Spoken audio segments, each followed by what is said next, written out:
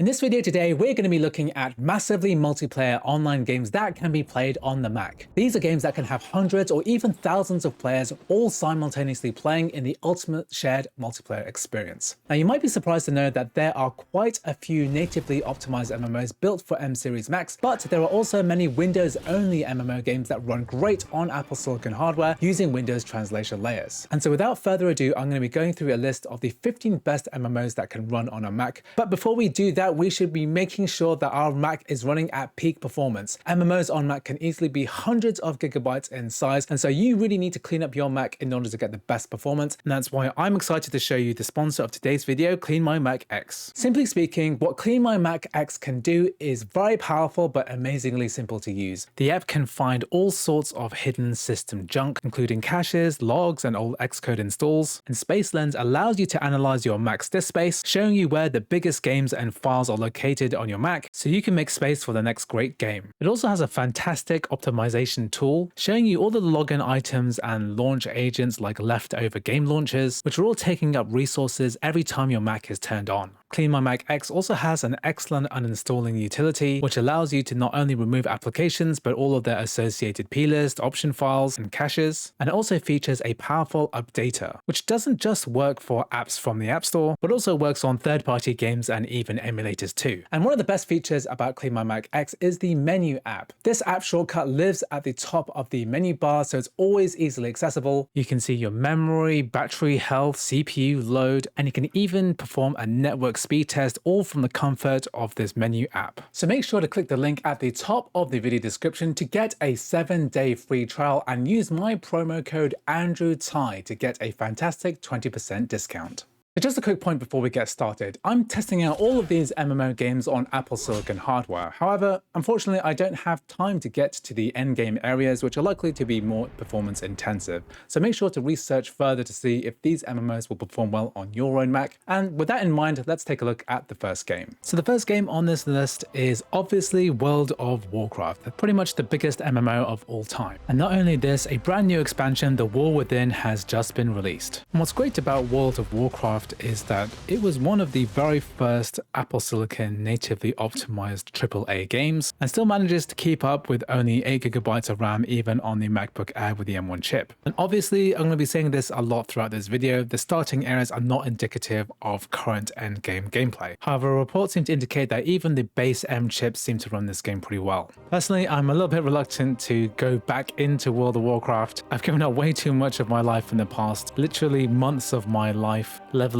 up several max level characters. But if you wanted to, you could dig right in. It's free to play up to level 20 and it works fantastically on the Apple Silicon Mac. So next up is the Elder Scrolls Online, otherwise known as ESO. So this massively multiplayer online game shares the same universe as Skyrim and the rest of the Elder Scrolls series. One of the big differences, of course, is the fact that you can play this in third person, and it was originally released back in 2014 with a Mac port. However, with the transition to the Apple Silicon M chips, ESO actually decided to drop support for the Apple Silicon Mac. So the game actually runs through Rosetta 2 using the Intel x86 64-bit binary. And it seems to run well even on my MacBook Air with the M1 chip, despite the fact that this is not officially supported. And in this section, we're even running this at 1080p high. And if you push this down to low settings at 1080p, you're going to get an even better frame rate. And of course, I haven't tested this with the later areas of the game. I haven't been able to level up that far. However, you can go ahead and try this out yourself. So unlike many of the other games in this list, this is not a free-to-play game. You actually have to go ahead and purchase an initial license for it. Often it goes on sale for £5 or $5. And even with this base game, you get access to a huge chunk of content, including areas like Morrowind, which are free for all players to access. Next up, we are looking at Albion Online. And this is one of the more unique types of MMOs because of its sandbox gameplay and strong player-driven economy and PvP battles. For example, all of the equipment is made by other players, which drives a fully user-driven economy. And there's a lot to experience here, both in PvE and also big clan PvP gameplay as well. Another cool thing about the game is the fact that this is Apple Silicon natively optimized. It also has mobile versions, so you can play this on your iPhone or Android device, and it'll connect out to the same servers, and you can continue progress from mobile.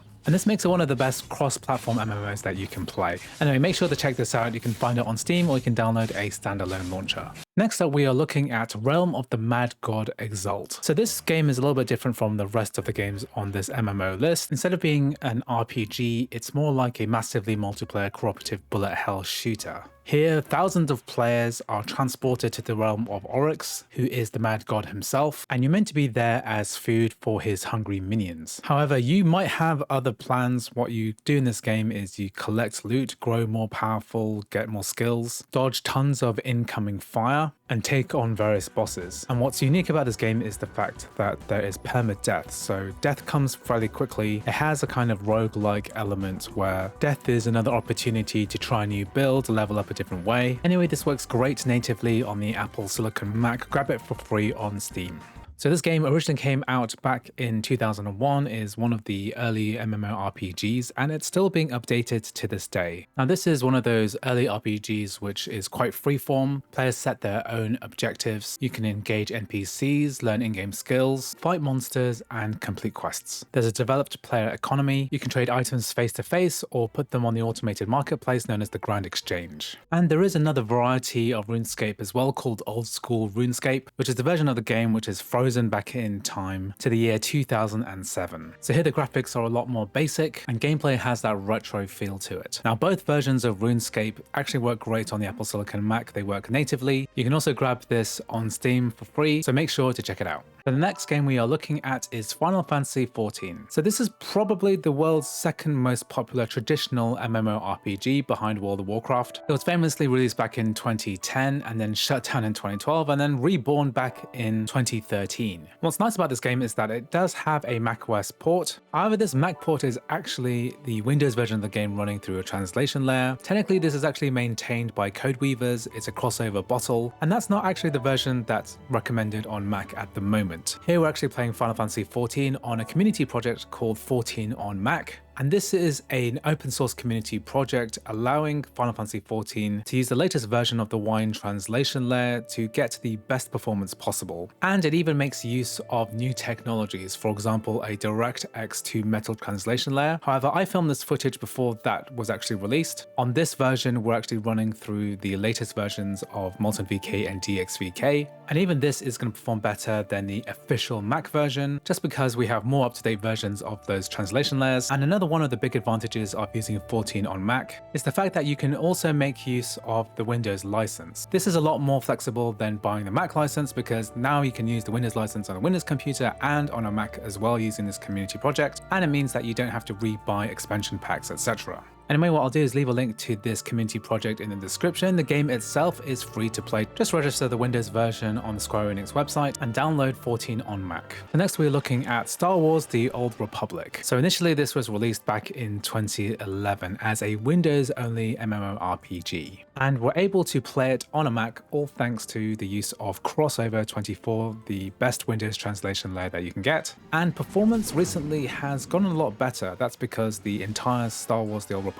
engine was updated to 64-bit, and Wine and Crossover is able to process 64-bit Windows applications a lot better than the old 32-bit engine. So if you haven't tried this on Crossover since April 2023, you might be quite surprised at how much better the performance is now. If you want to find out how to do this yourself, then make sure to click on the link in the description for my video tutorial on how to get this running on Crossover. The game itself is free to play and still remains one of the most popular MMORPGs that you can get on Steam at the moment. The next game that we're looking at is Sky Children of the Light. So this is going to be a very different game from the rest of the massively multiplayer online games on this list. It's more of a social adventure game where there aren't explicit quests, but there is a heavy focus on social mechanics. In the game Sky, players explore a once prosperous kingdom using a cape that allows them to fly, and the in-game world consists of 7 unique realms, each with a variety of areas to explore and a theme representing different stages of life. And if you're familiar with the other games from the same developer, Genova Chen from That Game Company, games like Flow, Flower and Journey, then you'll be instantly familiar with this game's more philosophical, slow-paced action.